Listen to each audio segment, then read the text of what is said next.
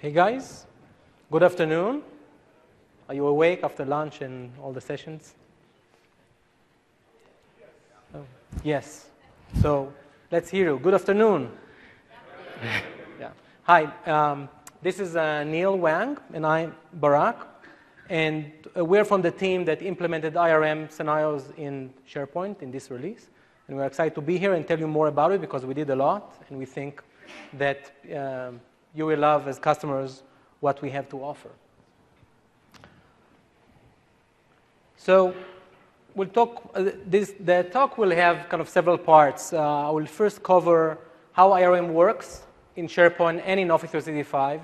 And I want to emphasize that you'll see more and more people not talking about SharePoint necessarily, but talking about Office 365.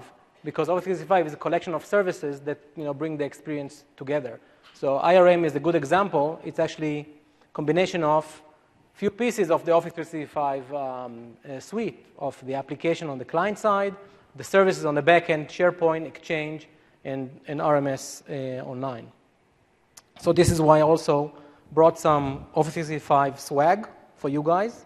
So if you have good questions, the first 10 to ask good questions will get some nice swag from Office 365. So that's the first thing that I'll talk about. The second thing is talking about what's new in SharePoint 2013.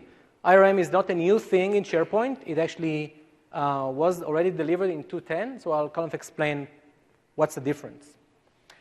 I'll talk then on IRM and PDF. Several years ago, PDF and Microsoft were we couldn't speak these words in the same, even I struggle now, in the same phrase. But we did a lot of work to bring these scenarios together, so we'll talk about that. And about programmability and how IRM functionality is available from an API perspective, so IT admins and programmers can actually program against it. So without further ado, let's first talk about some terms, because the IRM world has several terms that sometimes are misleading, and sometimes I will say them without you knowing what they are. So I decided to just preempt that and talk about those. So the first one is what IRM is. IRM, Information Right Management. And it is a name of information protection technology that Microsoft delivers. And usually it's kind of the enterprise usage of that technology, not necessarily the commercial use of that technology, which is more used with the DRM word, Digital Right Management, that you know from working with, PlayReady is a technology that Microsoft has. Other people has different technology to protect movies and music, etc. So IRM, DRM, kind of synonyms for the same technology for a different space. IRM is kind of from the enterprise space, the business space, and DRM is more consumer technology. RMS, Right Management Server, is the server that is used in the IRM scenarios. Microsoft has an RMS server of its own. It is actually a Windows Server role. So those of you who have on-premises installation of SharePoint can use a Windows Server RMS role to work with those installations. RMS Online, new this year. It's actually a new service that is part of the Office 365 services.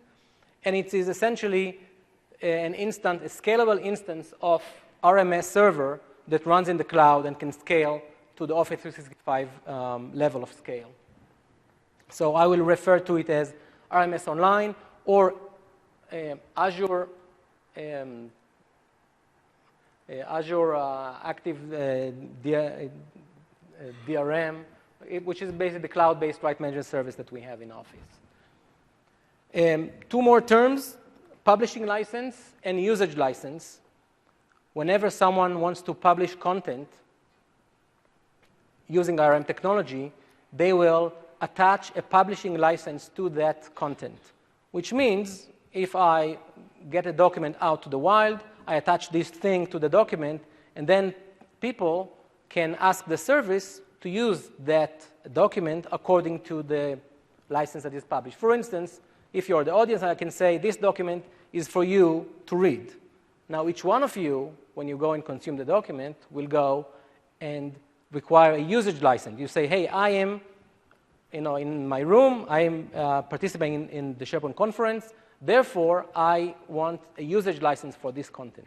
So these things are basically the publishing license on the publishing phase, usage license when you actually use the document. And lastly, two things that are very important. How do we identify people and groups in that world? AD is what Office is using, Active Directory, and AD has a version that works on premises, part of Windows Server, and in the cloud, Office 365 has the scaled version of that service, which is AD in the Office 365 cloud, also known as MSODS, Microsoft Online Directory Services. That's the cloud version of AD. And ADFS is technology that allows federation of on-premises ADs to the cloud. So I think that's about booking, about glossary. So now whenever I mention these things, you'll know what I'm talking about. So let's switch gear, and let me tell you how IRM works exactly. So there are two services that IRM works with in the Microsoft solution. One is AD, which defines the people. And the second one is RMS, which defines the policies and the key management for the licenses. So whenever I want to publish something, in the case of a client app like Word, Excel, PowerPoint, I need to get a set of keys to be able to connect with the service. So that's the first thing that I'm doing. Usually it is done by a low-level library that controls DRM or IRM on that machine. So I get that, so my machine is aware, or Office on the machine is aware of that. And then I can create a document, and then I can publish a document. And when I publish a document, I basically connect with the RMS service and say, I want to publish this document. So the service on the client encrypts the document and then attaches a publishing license to the document with a claim that says, all right, these guys will have access to this document once they prove that they are indeed themselves. And this lady you see is the admin, so she will have rights because she created the document. So this document now can float around wherever it is. On people that are part of the group, part of the publishing license, will be able to read it. So let's say the guy with the little beard is one of these guys, and he wants to read a document. He will present his identity to the service and say, hey, I want to use this document. And the service will say, hey, yeah, you are part of this, the group of people on the publishing license will give you a usage license. And now you can party the document according to the terms. The application typically is controlling what you can do. So if the publishing license says it's read-only, the application will force the read-only aspect of that. And we rely on the applications to do that. So that's kind of a primer of how IRM worked traditionally. Now, what it means is that the protection is on the data. So the document, after it was encrypted and a publishing license was attached to it, can go anywhere. It can go to Facebook. It can go to another internet site. It can go anywhere through mail.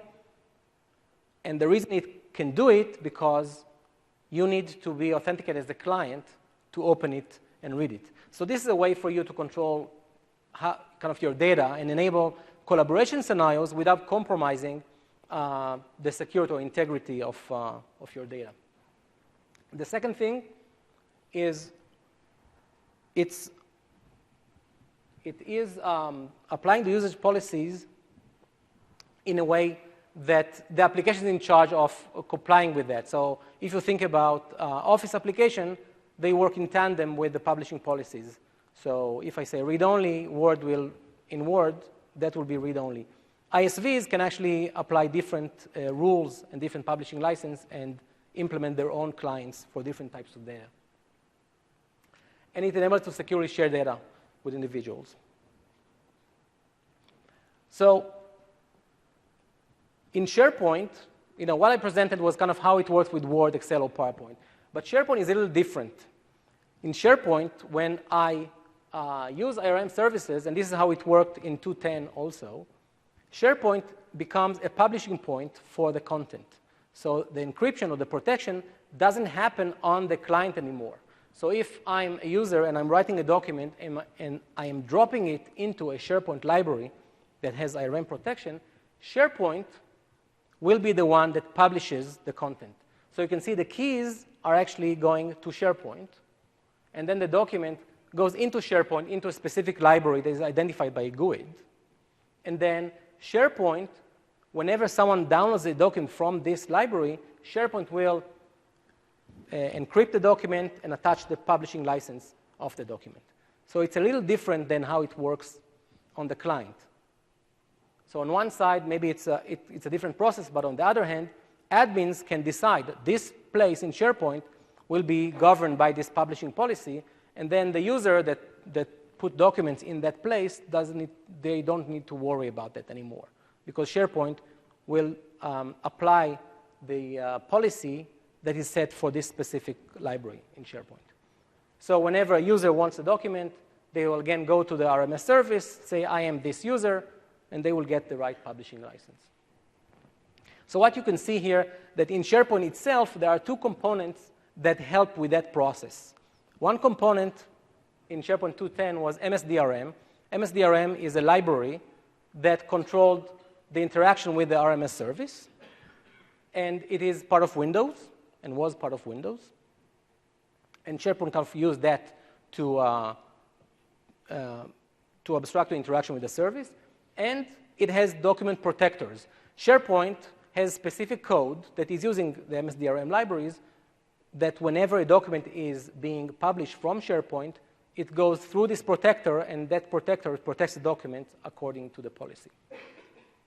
So that's how it worked in 2.10. So what happened since then? And why, this is called replumbing RM for the cloud. But as I said a minute ago, Office Client in SharePoint uses MSDRM to interact with the service, with RMS server, uses protectors. It worked for a single tenant in a SharePoint on-premise installation and an RMS server. Now, when we move to the cloud, we need to do several things, and we need to apply them to the solution. The first one was we wanted to be more flexible in the way that content can be protected. And in order to do that, Microsoft kind of disjoined this DLL for Windows, and is shipping now something that's called MSIPC, which is a new DLL. You can find it on Download Center too. You can download it. Office 2013 comes with it, and it enables a more flexible work against the service, and also will enable work with devices, like on the Mac, and on other devices, you will see that library being available in the future. So we want to be more flexible. The protectors need now to work with that library, so we need to replumb them. And because in the cloud, we have multiple tenants that are running on a farm, we needed to make the code run in Office 365 to work with multiple tenants, so we need to do some work with that. And to be able to talk with an Azure RMS service as part of Office 365. So it's not a Windows server anymore that we talk with, it's a service on Azure. And we wanted to support WAC too. So we need to do a lot of work to enable these things. So it's kind of describing the journey that the team had gone through. So you'll understand exactly what is the investment that we made in this coming to SharePoint 2013. So what does it mean? It means that instead of MSDRM, we have MSIPC inside SharePoint, and we have new document protectors. So it's new code that is more scalable and faster and can accommodate any future developments that we have with IRM technologies. And we can work with services in the cloud, AD in the cloud and RMS in the cloud. The process itself is similar. So I'm still a user. I go, SharePoint bootstraps with the right set of keys. I upload a document, and document is being published from SharePoint with the right policy, and then a user can get it. But it can do it in the cloud, and it can do it in a scalable way, and it can accommodate new features that I will talk about in a minute. Furthermore, in the cloud itself, each box in the cloud, each farm, can accommodate many tenants. So not only I can bootstrap single tenants in the cloud, you can see that actually a single farm can accommodate many tenants. So a SharePoint farm can work with many tenants. And because it's in the cloud, you don't need to care about installing RMS servers anymore. Basically, you subscribe to the service, and you have this available. You actually need to turn it on, and you have the service.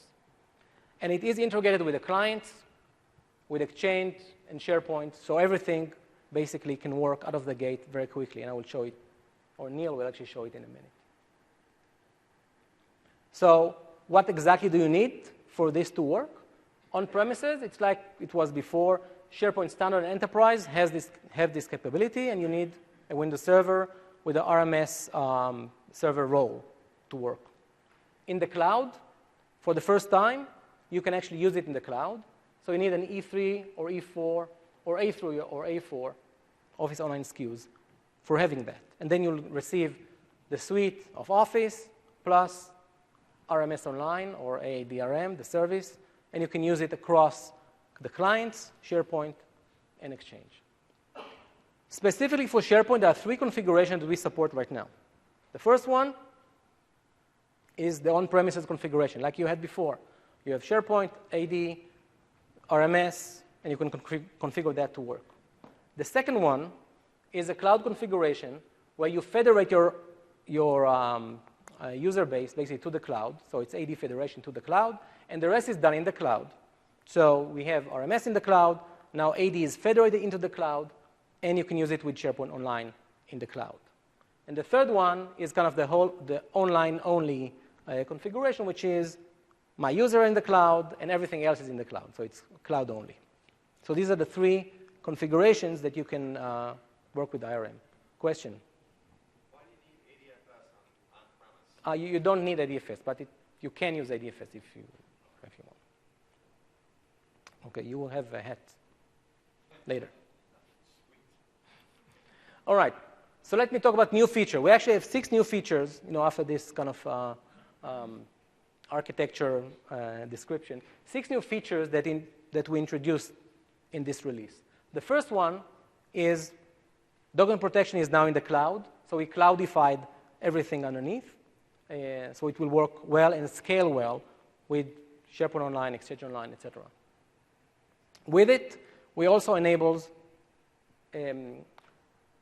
protecting for subscriptions on premises. So starting from 2013, you can actually have few domains running on premises with different RMS servers using each domain. So a single farm can host several domains. It's called SharePoint subscriptions.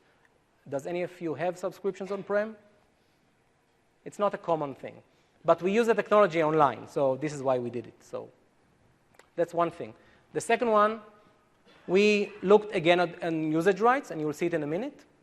And we have more granular way to control the publishing points from SharePoint, and you'll see it in a minute.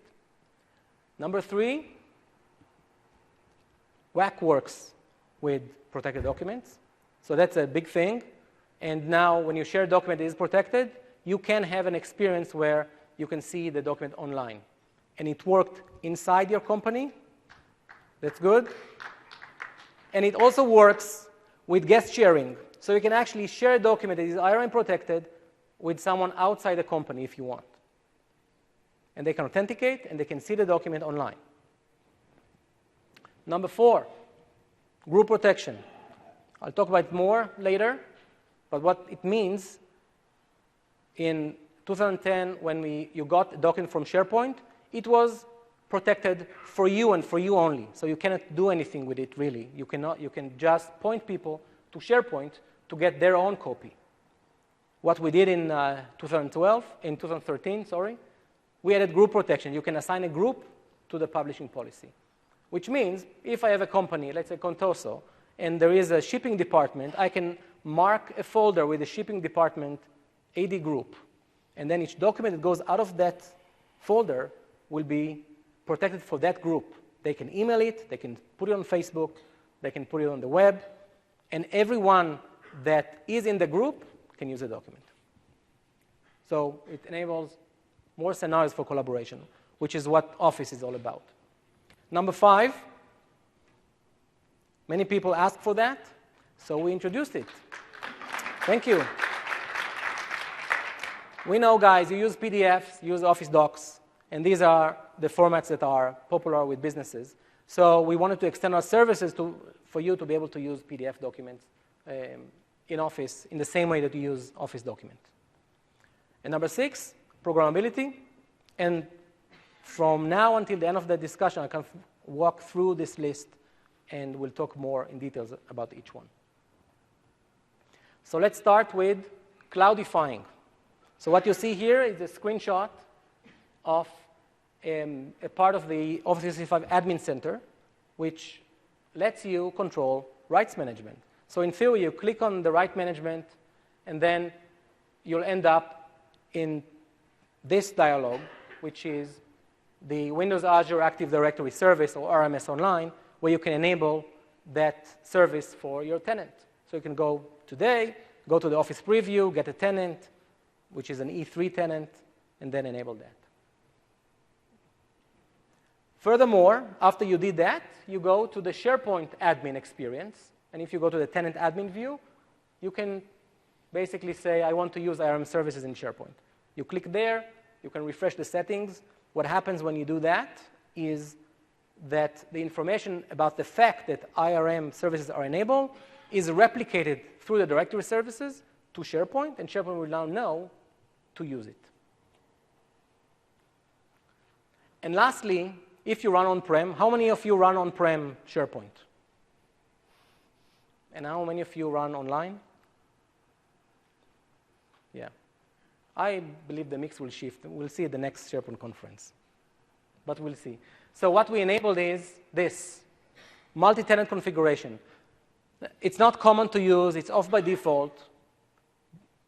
But since the code in SharePoint is kind of the same between SharePoint on-prem and what we run on the cloud, the way for us to make multi-tenants work is to implement that feature. So if you want to run multiple tenants, like you're a holding company and you have several companies, and you want a single farm to serve all of them, you can use that feature, and then you can apply specific RMS servers URL for each of these subscriptional tenants. So with that, Neil, which will play our IT admin, will show you how to do it directly against Office 365. Thank you, Brad. Here, I'm going to enable IRM on the SharePoint Online for attendant. And as Brad said, we need 2 steps. One is to turn on turn on the RMS Online. And the second step is to turn on IRM in the SharePoint. Let's do it. First, let me log into the online portal. This is my account and my So this is where password. IT admin will go to manage their Office 365 services. See, on the first page, you can actually see the rights management service is running. No issue. It's green. Great. Then go to the service setting tab. Under the protect tab. Here, there is a link. Should be a link, actually. Because this is the preview edition, so the link is not there, but it will be eventually there in the GA. Yeah, it will be soon, but So, yeah. you can go also directly to the Active Directory. But we want to show you to go through the admin portal because that's where you'll find the link. Let me go to the tablet directory, and it will go to the Active Directory, Windows Azure Active Directory. So you can see he logged in with the same tenant login that he used for Office 365 because it's part of the same. Share the same credential yeah. using the same username and password. So, It's part of Office 365. yeah, it's part of the system. And go to the rights management, manage. And you will end up with this page. Wait a minute, second. That took slow.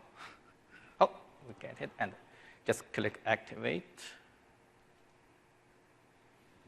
In a second, it will be activated for the tenant. And that's it. So that replaces installing a Windows server with an RMS role, managing keys, having some discussion about the keys, etc. So this is it for the tenant. Now, SharePoint. Okay, go to the SharePoint, admin site, SharePoint. Still, it's share the same credential. I don't need to log in again. Going to the settings of the SharePoint So that's tenant setting. That's basically all the things that are special to the Office 365 tenant Choose this. SharePoint in the Office 365. Yeah. Choose use IAM service.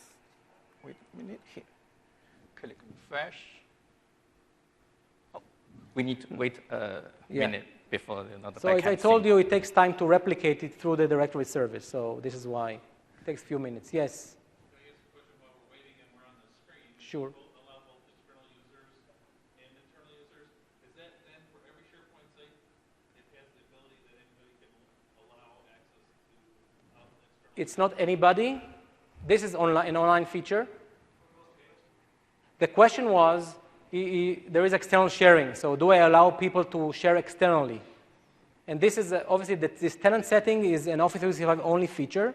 And I think it was covered in different sessions. But basically, once you do that, then when you share stuff from SharePoint, you can share with an arbitrary email address. The page I show you just to now, they are all admin pages. So only admin can access this page. Yes. Right. No, I understand that. But once it's turned on for everybody. Yes, it's not for the tenant. It's not for the tenant, not for the admin. It's turned on for your company, basically. Yeah. Try again.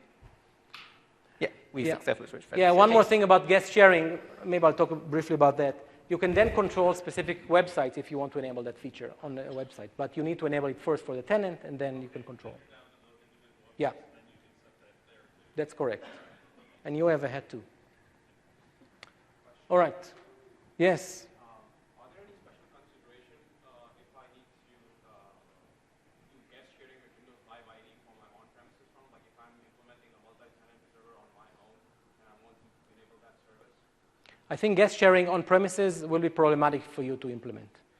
Can we do that with ADFS with Live, at least with Windows Live ID? Let's take it offline. I can hook you up with the right person. Okay, let's move on.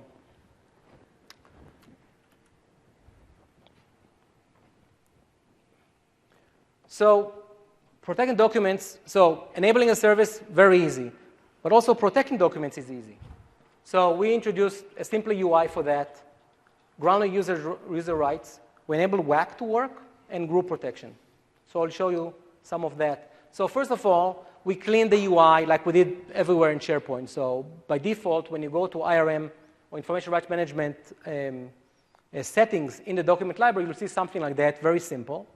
And obviously, there are more things you can do if you show all the options. And we divided them into sections that cover additional library settings, such as preventing opening documents in the browser, so you can disable WAC if you don't want WAC.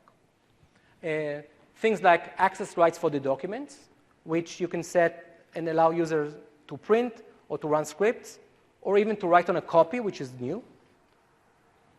And group protection that I mentioned before. And I can select a group, in this case, all users in my company, and I can stamp it on that library. So each document that is published is protected for that specific group with the specific rights. Yes? A question which is related to search and rights management. Yes, the question was search and right management. Can search work with right management documents? I will cover that. I will touch that. One more. You're actually setting settings here for a specific site collection. And what about about 95 site collection? Great question about, I want to apply to all my farm, all my site collection. What do I do? Pulling my hair out. Hold that thing. We'll cover that. So usage rights, I told you about that. The new thing here is expiration date actually works. It didn't really in the previous version. And write a copy of a document. So in scenarios like you publish an article, you want people to work on the article, you can enable write on a copy. So once it's published, people can continue to write on the document, even though it's outside of SharePoint. Next, WAC. So if you try to, by default, WAC is enabled. If you try to open a document in WAC, you will see this. WAC will run in a special read-only mode that in that mode, the cache of the browser is disabled, so nothing will be left behind. And you'll see the policy. And unlike the clients, you can actually take screenshots. So it's not as robust as a client in protection, but it is quite robust. So if it's good for you, very well. If not, and it works in PowerPoint as well, if not, you can always disable it and check the prevent opening documents in the browser. So that's easy. So how does WAC work? And this will answer also your search question. So documents are stored in the clear in the SharePoint farm. So although you upload the document to this library, and this library is protected, it is protecting the document only when the document gets out of the library. Inside the library, in the belly of the library, it is in the clear. Therefore, search can work. Therefore, WAC can work. And search and WAC are special apps that have rights to actually get the documents in the clear. No other apps have this right. So what happens if you try using WebDAV or using any other mechanism, folder sharing or whatever, any way that you will turn this around, whenever you get the document, it is protected. But from an internal perspective, SharePoint itself can see the actual content of the document and can see that the library is protected, so it can apply the right policy. So the way that WAC works, there is a special protocol called WAPI. If you get access to the deck, you click on WAPI, you'll see actually the description of the protocol. And this is the way that WAC gets access to the actual content. And then WAC displays it and discards it from its internal cache. So this is how WAC works. Group protection, I talked about it before. Because we're using AD, AD contains also groups. Who is using DLs in his org? DLs? Anyone? Who is using Exchange in general? Yeah, so probably it's the same people. So if you're using Exchange, you can create DLs. These DLs will be stored, if you're in Office 365, in the AD in the cloud. So everything that you have in your directory will be replicated to the cloud directory. Therefore, we can use groups as claims. And right now, as you saw a minute ago, we can actually stamp the folder with the group name. Therefore, every person in that group, so if I publish to a group and this guy with the beard is part of the group, let's say all users, they will get access to the document, although it wasn't published necessarily directly for them. And they can get a document not directly from SharePoint, from someone that downloaded from SharePoint. So that's a new thing as well. PDF support. You upload before, so I'll show you how it works. Basically, PDF is treated like any other documents. And if you try to download it, it will be protected, and you will need a reader that is compatible with SharePoint protection to read it. And we implemented it as an extension to the ISO 32000, which is the PDF standard. And we publish the information out there. And we build a new protector in SharePoint, so we'll know how to encrypt and decrypt the document. We support discovery payload. So if you have a reader that is incompatible with this, you will see a link that we save in the document that can point you to a compatible reader. And we work with third-party readers. The first one that actually delivered something is Foxit. And we work with others in the industry to deliver their readers as well. So we have a call to action to the market of PDF readers to just support this extension to the standard, so it will work. So the Foxit PDF reader is one that is available today. And you can see here a screenshot of that. It's not really a screenshot. I took it with my phone, because you cannot screenshot PDF. And you can see the permissions, and it's like any other Office app. Question? Will the new protector work with SharePoint 2010? The new protector, we have protectors for specific document formats. So all of them are basically, we have Word, Excel, PowerPoint, PDF, InfoPath, and the old Word, Excel, PowerPoint formats. It's not extensible in that way in the cloud. On premises, you can write custom protectors. If you have one of these, it wouldn't work in the cloud. I mean, does the protector work with SharePoint 2010, the old one? He's asking if you can pull the protector out of 2013, put it in 2010, and will it work? No, it will not. The protectors are tied to the new way we plumbed SharePoint, so no. The answer is no. And you have a hat. One more question. Is there a mobile device that is supported? Yes. Right now it's Windows, and also to some extent Mac. On Mac OS supports RMS in some configurations. So on premises it supports. I think online we need to wait for the next version. And also on Windows Phone, the support is not full. So on premises configuration are supported. Online, we'll have to wait for the next update. But the team is working and you'll see we will update every 3 months. So you'll see more and more devices being supported. So with that, let Neil can show how to work with as a user with IRM documents. Okay, this is the doc library. First thing I'm going to do is just create some documents and upload to the library. Okay, Word.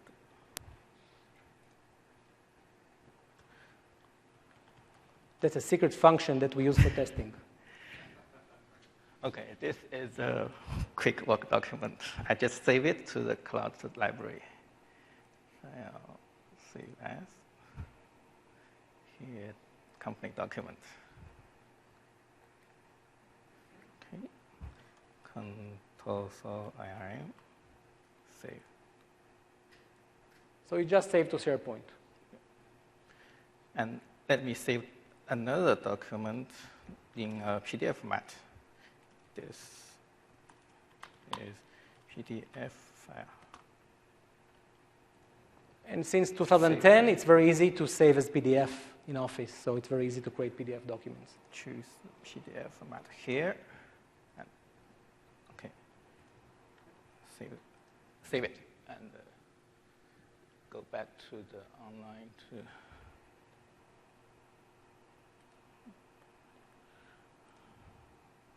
refresh the library, and we should get two files here. So this is just a site, right, that you have in SharePoint. By the way, my sites, or the way that they're called now, SkyDrive Pro, you have also the capability. So every individual in the right SKU can protect documents in their own SkyDrive Pro.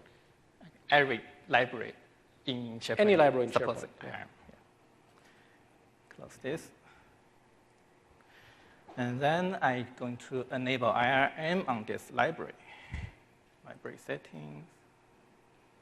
It's pretty quick. Enable it, give the policy title like Control IRM enabled, and this is by SharePoint IRM. Okay.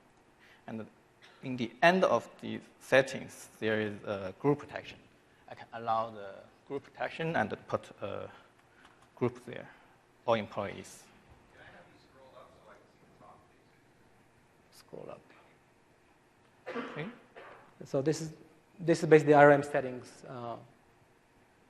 The page is the same in cloud and Yeah. in So on on-premise. every document library you can go, but you need to be an admin to set it. So Neil is an admin; he can set the I'm an admin. protection. So, okay, and IRM is enabled on this library. Next thing I'm going to do is try to open the document in WAC. So the default, WAC is installed default in is the cloud. You can see. See here, Control IRM enabled. It is clearly tell you it's enabled, and you don't have the edit or download. The edit option in the menu. Yeah, if it's IRM, if you want to edit it, you need to go to the client. If you want to edit it, I need to open it in the Word.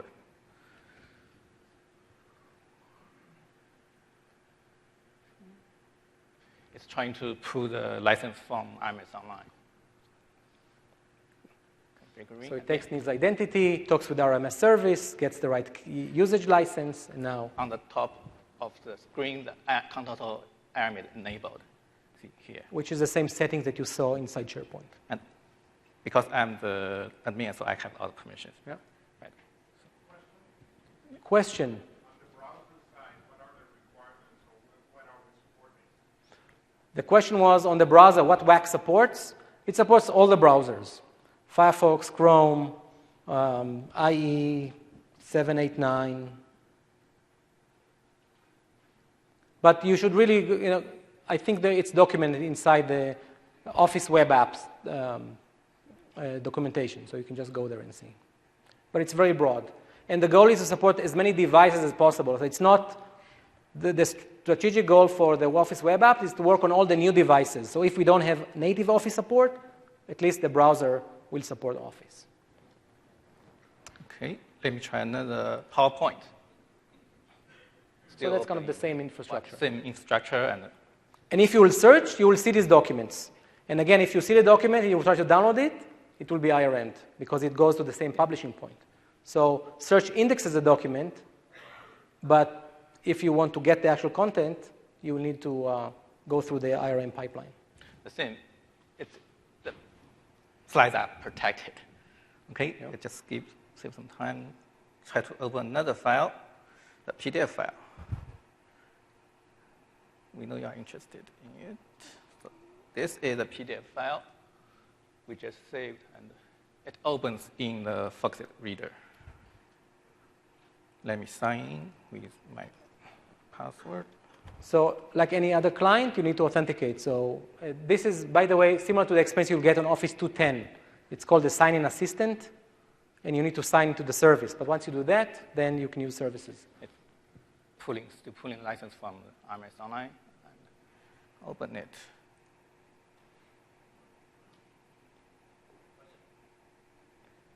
Yes. When you permission into just a group, is it to the members of the group when you permission it, or to the members of the group when they try to open it? Yeah, the question was about group protection. And the permission is for the group. So the group can change. People can leave your department and join a department. The department is the thing that stays there. So it's not parsing the group. It's actually marking the document with the group as the claim. Good question. You have a hat. Yes? For the security, you mentioned the administrator can have access to settings of IRM. Is there a granular level permission so we can assign who can control the IRM settings? The question was about IRM settings and who can do that. So obviously, in the tenant level, it's a tenant admin. At the library level, it's the document library admin. So you can set whoever you want to be the admin in that library. So the RMS service needs to be available to view this document, correct? You need to be basically connected to the internet in order to do this. Is there any kind of local caching that would take place after you open this? The question was RMS service and being online. So actually, if you double-click it, when you publish a document, you download a document, for the first time, you will need to contact the RMS server. But once you do that in the client, then the client caches these credentials. And you can actually control how long these credentials are being cached in the same IRM setting. So you can say, this will be for 3 months. And after 3 months, you need to connect again. So you need to connect once, and then whatever you have set on the library. And I think it's hat number 8, I think. All right, let's move on. So the last thing is programmability. And in the past, you didn't have that. So we have programmability in 2 levels. One level is the farm level. Enabling IRM for the farm is available through PowerShell right now. So this is just an example of how to do that. So you can access the object and enable it on your farm programmatically if you want. And secondly, at the library level, it is part of the SharePoint CSOM client-side object model. So just like any other properties of list, you can interact with the information rights management setting of that list, which means you can write application and script against it if you have the right permissions, which means that if you're an IT admin, you can do bulk things. You can run scripts like someone asked about what if I have 20,000 sites? What do I do? You can enumerate the sites and set the permission on the site, and you can do whatever you want programmatically, running script or running applications using SharePoint CSON. And for that, I have a great IT admin. It's Neil. Let's say I'm General Petraeus, and I wrote special documents on many sites on my SharePoint thingy, and I don't want the CIA to see them. So I asked Neil, my IT admin, hey, Neil, can you apply a policy to all my libraries, okay? Yeah, sure. And he's not being paid by the hour because he wants to go to the pool. Okay. It's tough, but I can do it. In order to protect all the libraries, I have two ways to do it, actually. Basically, one is the manual and one is the PowerPoint script, because I'm not paid by hour. And I'm a tech guy, so I want to do it by script. Yes, you could go manually, but if you have more than one site, maybe it's not a good idea. So let me change the font size a little bit for you to read it. Yeah, it's big. Yeah, and there was a session about PowerShell, so Neil will use PowerShell to do that. Okay, first thing I need to do is just set the web URL for the SharePoint online URL, https console.rm.sharepoint.com. Which is the root of my root of the tenancy. tenant, yeah. Second is username, admin. Obviously, I need the admin to do all the jobs here. And he's an admin, so he can do that. And that's the first time we can see the password, I think. You want to see the password? No. Okay. Okay, everybody, close your eyes. Okay, I just put the password in the system before I open the... Yeah, I was just kidding with you. So next thing I need to do is add actually two assemblies to PowerShell. They are included in SharePoint Client Component SDK. Everyone can download from Download Center. So if you want to program against SharePoint, you need the SharePoint Client SDK. It's available on Download Center for free. You need to run it, and then you have the right assemblies you can reference. So I just have installed it before the demo, and Microsoft, where is that? Microsoft, oh, sorry, typed the wrong place. Common files. Shared web server extension 15. And Microsoft.SharePoint.client. Yeah, this is the first DLL, then the second one, client.runtime. Yeah. Okay, I've imported these two DLLs, then what I need is create a context, client context.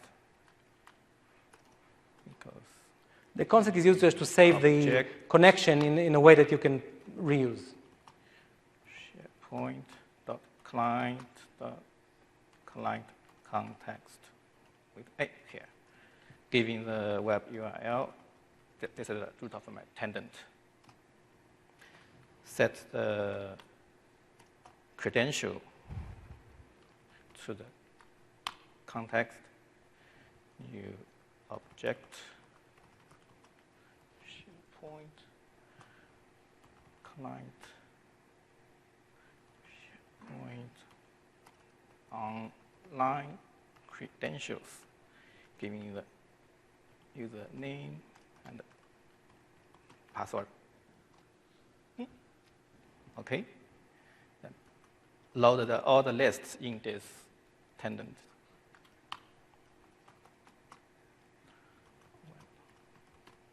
Lists and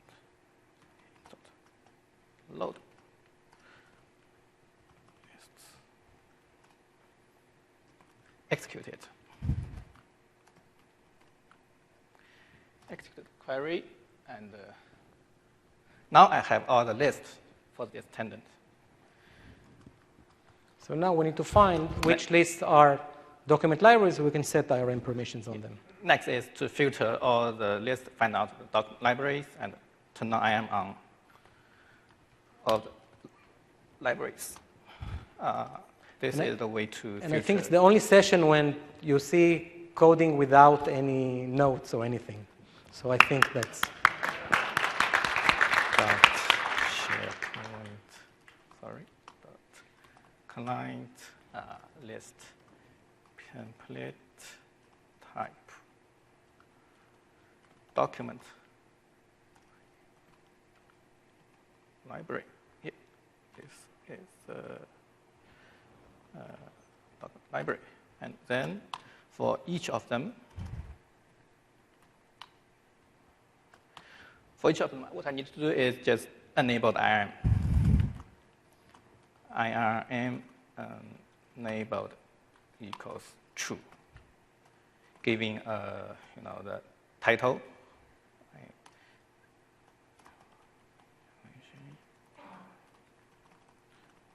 We chose long names just to make his life miserable.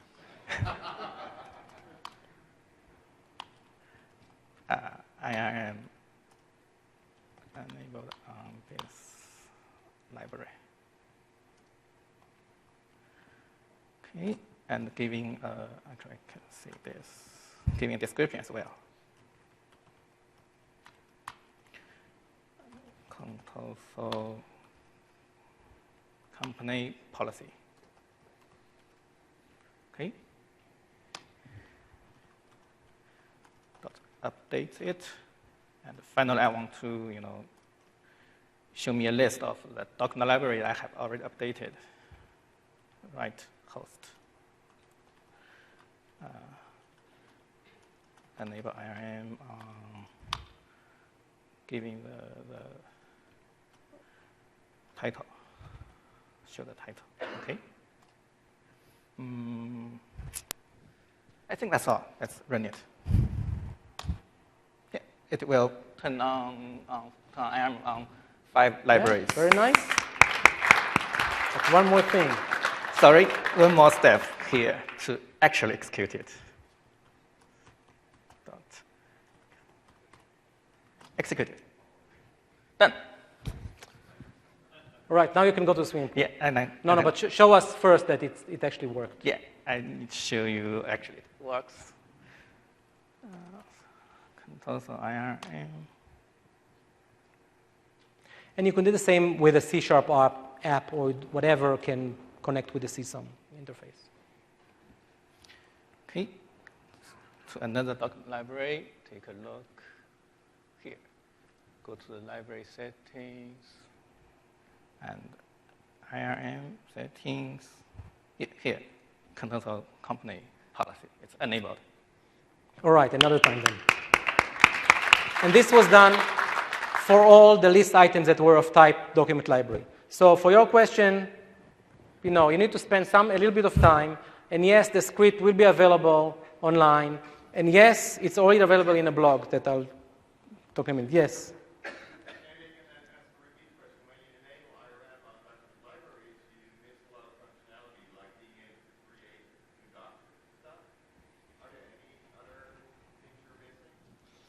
So the question was, when I enable IRM, what do I miss? The main thing that you miss is the Cobalt protocol. And if you don't know what the Cobalt protocol is, it's the co-authoring capability. So once you have IRM enabled, you don't have co-authoring enabled in Office, in the Office application. That's the main thing that you lose. You're also not able to create new documents? You can create new documents. Yes. Yes, you can. You can put new documents there.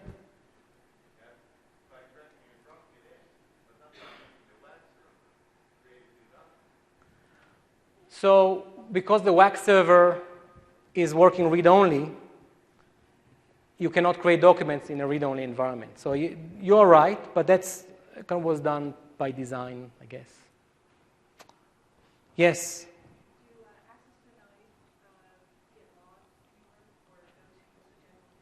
Do access denied when get logged? So just to explain, there are two things about using documents. One is access, which is access to SharePoint, which is logged in the SharePoint logs.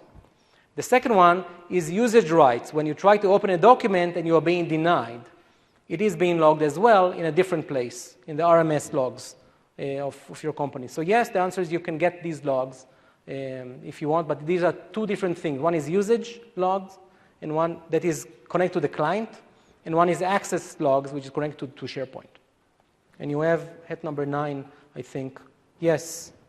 Quick question about PDFs. You showed that IRM was integrated with Fox's reader. If the PDF is open in the browser or Adobe, The question was about PDF. What happens if, Foxit works with it. That's the only current customer that works with. What happens with Adobe?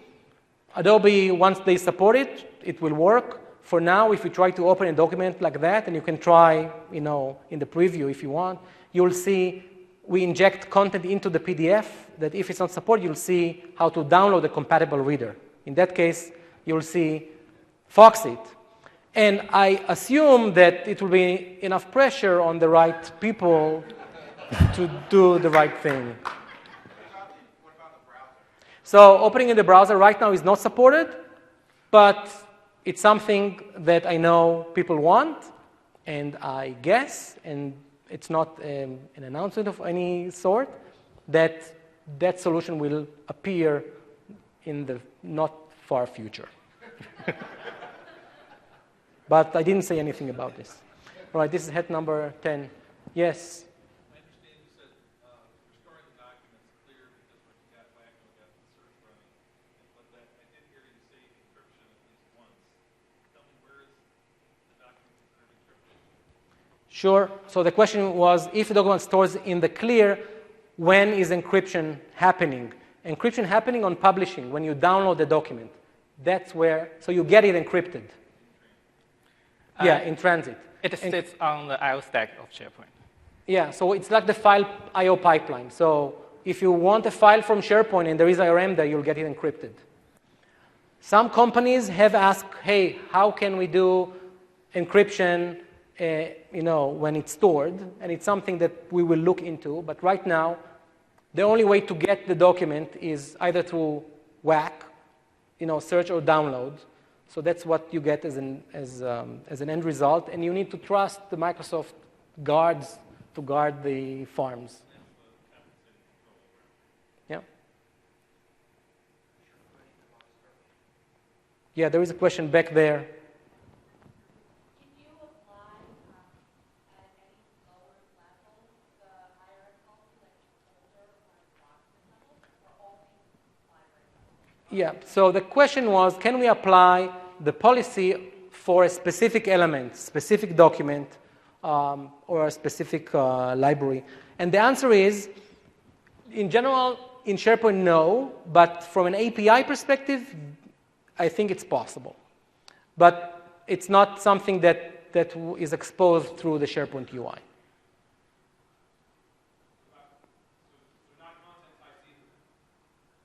So protectors will only work on the specific file formats that are defined in SharePoint. So not on generic content types. Okay, let's move back.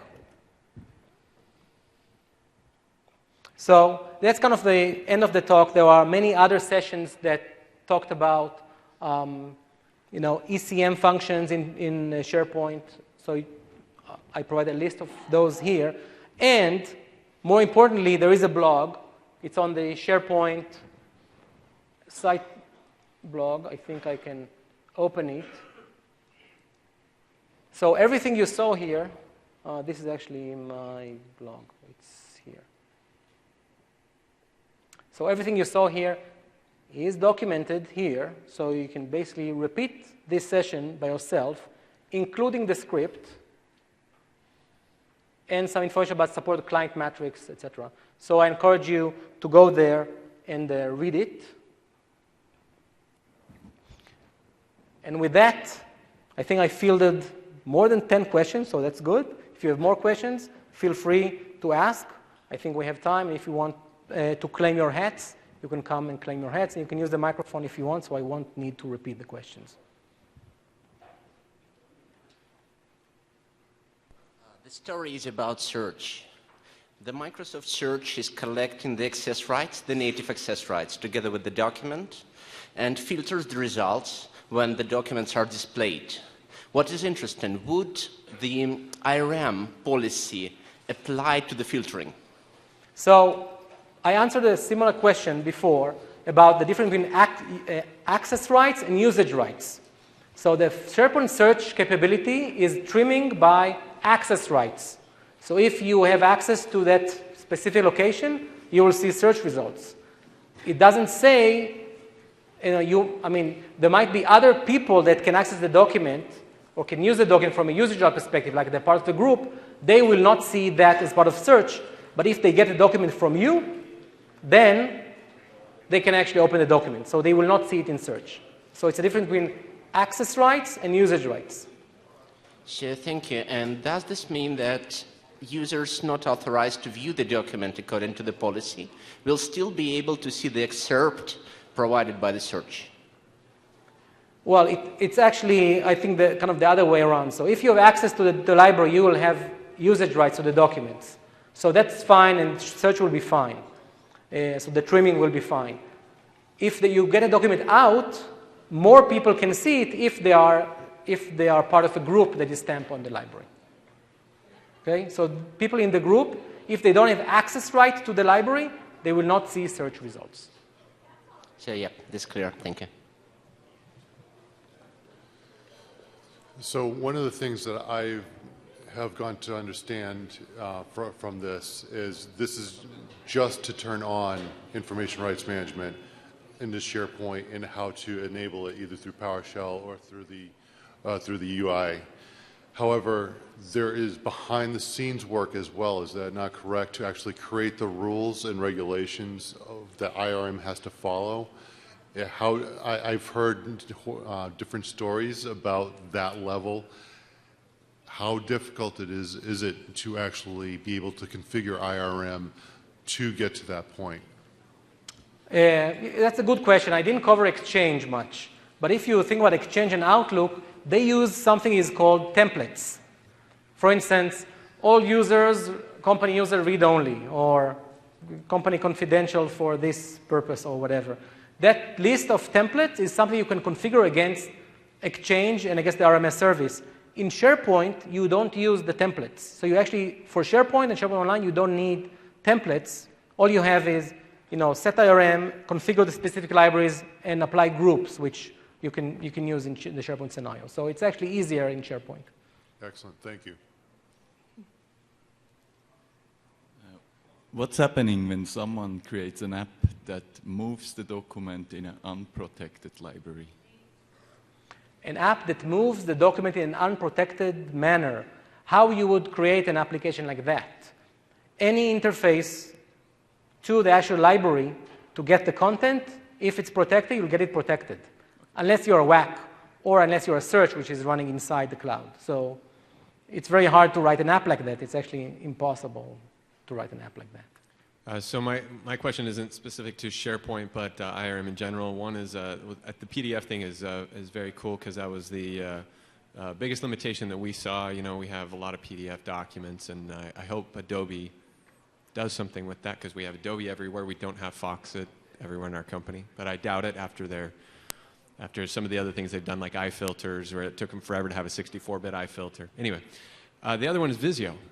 Do you have any insight on why Microsoft hasn't had Visio? Is that on a roadmap? That's our number two big thing after PDFs is Visio documents. Yeah, so we looked into that. It was just below the fold for this release. And as we go forward, we will look on other formats. If there is enough demand, we can do stuff. And also, there is some thoughts on doing a generic protection mechanism, so it will cover all the rest, basically. Maybe not as robust as what you can have with Word, Excel, PowerPoint, but something will be good enough, like a zip container or something like that. So we look at that. Thanks. You said in Office 365 this requires E3 or higher. So if you have a mix of users with maybe kiosk licenses and E3 and so on, do you enforce it by user, or how does that work? So I think the nice thing about this is if you look at the RMS service, acquiring, protecting documents requires the license, but anyone can actually get the usage license.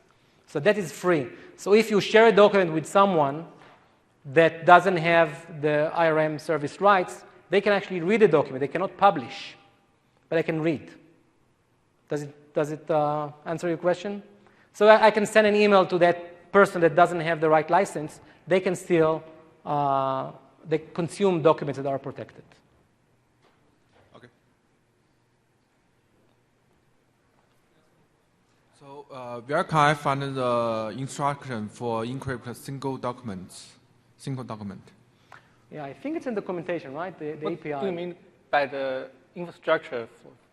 It's API that you can use, what we use in our implementation to get a single document. Do you mean the sample code of the protector, or? No, it's to get individual documents, right? Yeah. Yeah, I'm not sure if it's... Not only enable on the whole library, but Oh, the you single. mean to enable IRM on a single document? Yeah. Yes, its API thing can be encrypted, but I'm not sure where is the API. It should be available in MSP. Yeah, but in that case, what happened, you call an API and you say, what do you want, like, what terms do you want to get the document? There's a parameter in the API, say what ARM settings you want when you download the API. When you download the file, get the file from SharePoint. Okay, I will check. Thank you. Yes. SharePoint only supports a small number of documents in a library with granular security. Is this the solution for exposing to all of the users in a SharePoint site the ability to apply granular security? So I mean, in other words, if you had thousands of users who from time to time need to set specific security in a document that's different than what their folder provides, is this the way to do it? And what would be the user interface for that? It kind of depends on how you do it, but typically if you want kind of different rights, maybe you want to set specific libraries that reflect these rights and assign groups to that. So when users are joined to that group, they can use the document with that policy. So I think that's the easiest way to do it, is to manage them through AD groups. Yeah, but I'm talking about the exceptions to that. I mean, in other words, you have an HR group, and the HR group has 50 employees. Each employee cannot access their own documents. So you're going to create 50 folders that have separate security than the group rights to all the other documents in HR? You're not going to do that. You need... Yeah. So you can do 50 documents is not a problem in SharePoint. The problem is when you exceed, I think it's 1,000 security scopes, they call it. Yeah, so there is limitation to when that. you're in a folder where you have a lot of documents, or folders that have lots of documents, you need a mechanism that allows exception handling rather than just creating folders for each different permutation for security. So right now it's not supported, and we'll take it as feedback for the next rev. We certainly have capability to do that, but it's just, we didn't get to it in this release. Okay, thank you. Thank you. Anything else?